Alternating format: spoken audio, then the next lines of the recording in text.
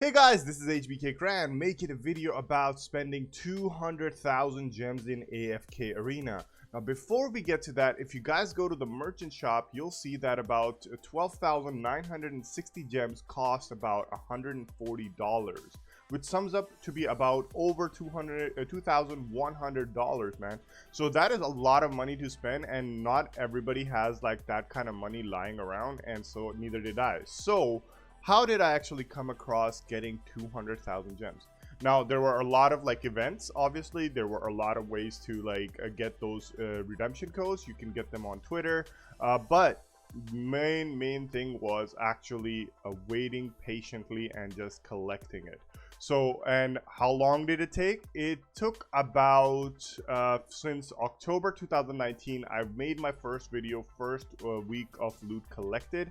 I might have had more because at some point I did spend a little bit of gems, but to be honest, like since October 2019, that is about almost 8 months and over worth of patiently waiting and collecting these gems. So the progression was extremely slow, to be honest, and right after this, like I kind of like say it was worth it because like I kind of like felt that satisfaction of opening so many like rare soldiers or whatnot. But to be honest, like it took a long time.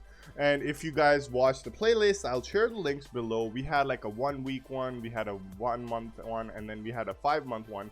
And that just gave me an idea, you know what, like I'm gonna spend my 200k on like getting all these like legendary heroes or whatnot.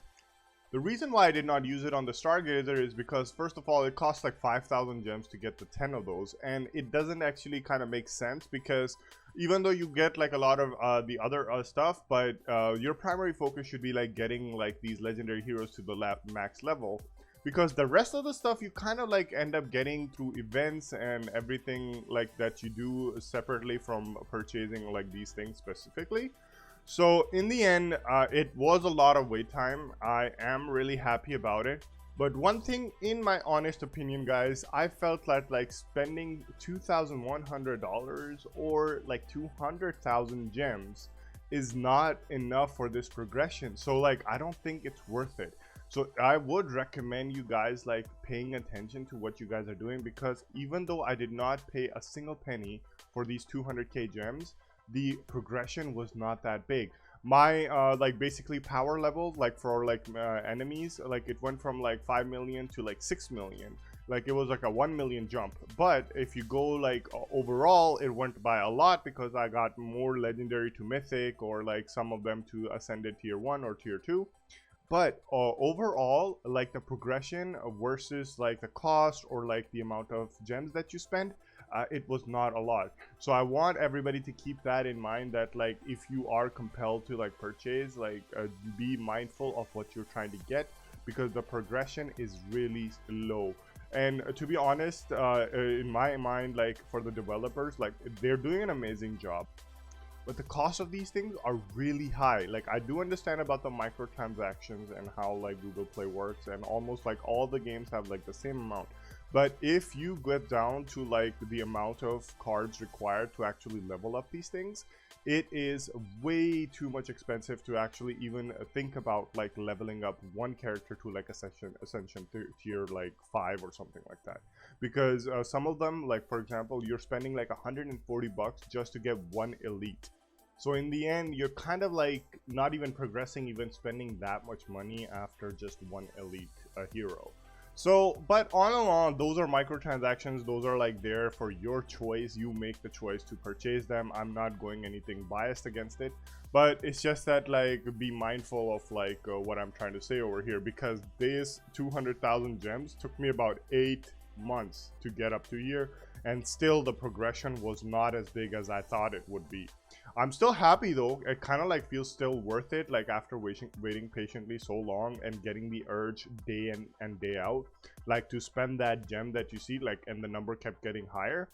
But however, at the end of the day, like we gotta see the hard truth, right? Because like if the progression is not there, was it worth it?